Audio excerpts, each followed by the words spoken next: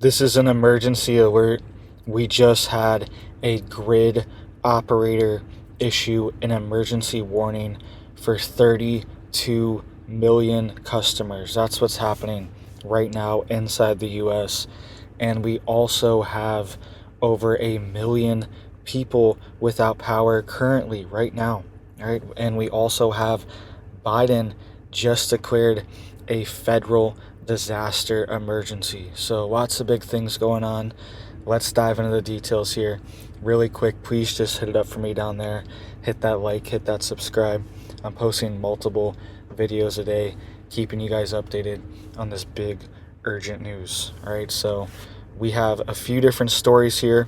We're going to dive into them. 32 million people just warned by the grid operator that they're under emergency conditions and we could have blackouts, and we already have a million people sitting under a blackout right now currently. This is currently happening in Texas right now.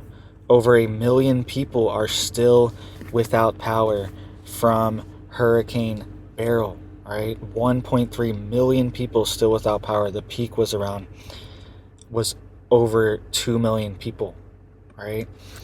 And 1.3 million people are still without power right now, mostly around the Houston area.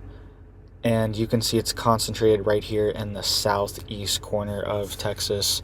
But over a million people, 1.3 million people still out that we know of, right? There could be more that aren't even tracked by these systems because some power providers have been turning their tracking systems offline because they're being overwhelmed. Okay, some of the providers. And I saw someone even saying that they're tracking which McDonald's is open, right? They're using the McDonald's app to see which one's open, and that's how they know if they have power, if they're going to get power soon in this area or this region, right? Because they can't even see it on their power app right now. So, and it's sweltering heat. It's almost 100 degrees right now in Texas with the heat index. It feels like over 100 degrees. So not a good situation to be sitting in Texas. And this could go on for a couple weeks. It's going to take a while. This is a lot of people. And this was only a Category 1 hurricane. And Biden also just declared a federal emergency for this situation. You can see here he just declared a federal disaster declaration for Texas, right? And how many different emergencies, federal emergencies, it seems like every week, every other week, he's declaring one of these major emergencies. He declared one just in New Mexico just last week, 2 weeks ago. Okay, so this keeps happening and it's overwhelming our country and it's overwhelming our infrastructure as well. Okay, and is there weather manipulation going on? Is there some kind of operation going on making these disasters worse? I'm not saying there is, but we know these programs exist.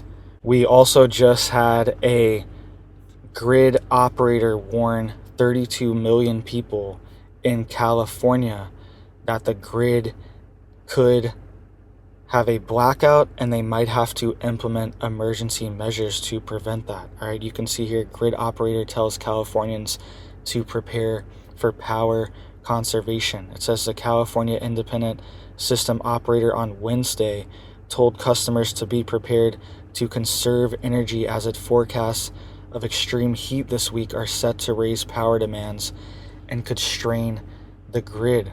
All right, that is what California's independent system operator is warning of, and they have 32 million customers, you can see here.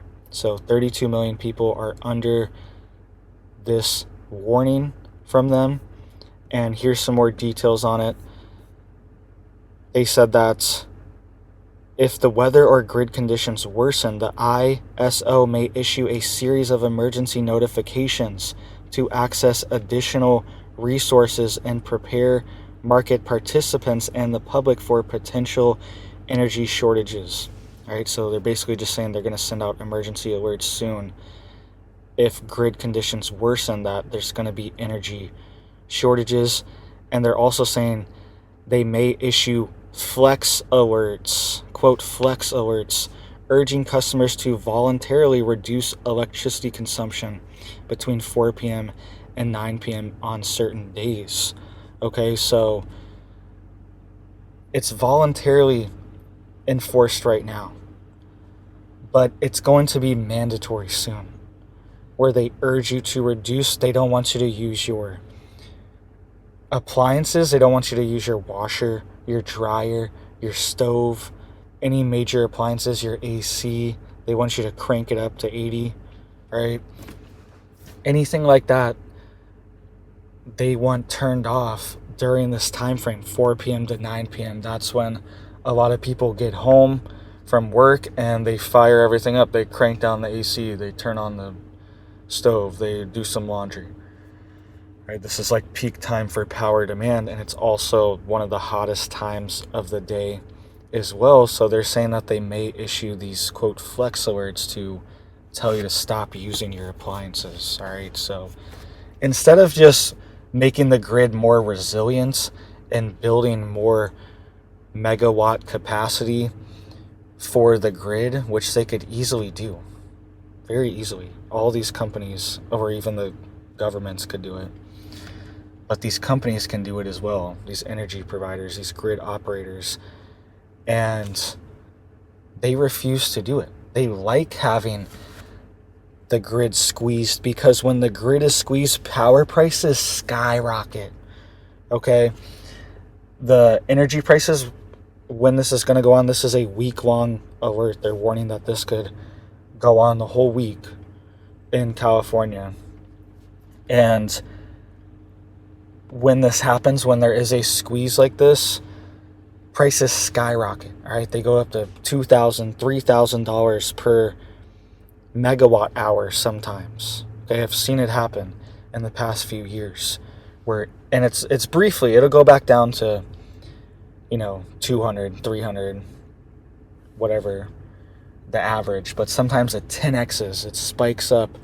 And during that time frame, when energy prices spike like that, there's such a demand, but there's a shortfall of energy, that it makes prices go way up. So if you still have the power on, then you're getting charged whatever, $1,000, $2,000 per megawatt hour.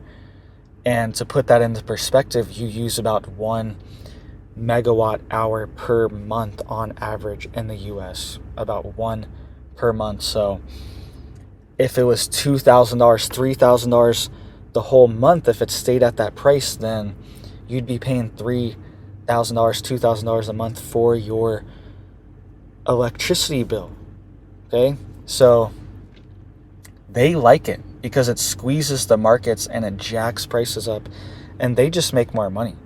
Honestly, it's not like they have to turn the grid off to some people. No, all the people that are still on, they just doubled, tripled, 10x their price sometimes, right? So that's a lot of the reason why we don't see these things fixed, and why the grid is so outdated and crippling. Because if they did modernize it, if we did have a real strategy to bring us into the 21st century, all right, our energy prices would be dirt cheap. Right, we can do this. We're the biggest energy exporter in the world, actually, for oil and natural gas. Even bigger than Saudi Arabia or any BRICS country. The US is the largest one. And we could convert that into electricity easily. We have the reserves, we have the energy, we have the power. We could even get into nuclear power and double down on that. Right, so we have the resources to make our energy extremely cheap.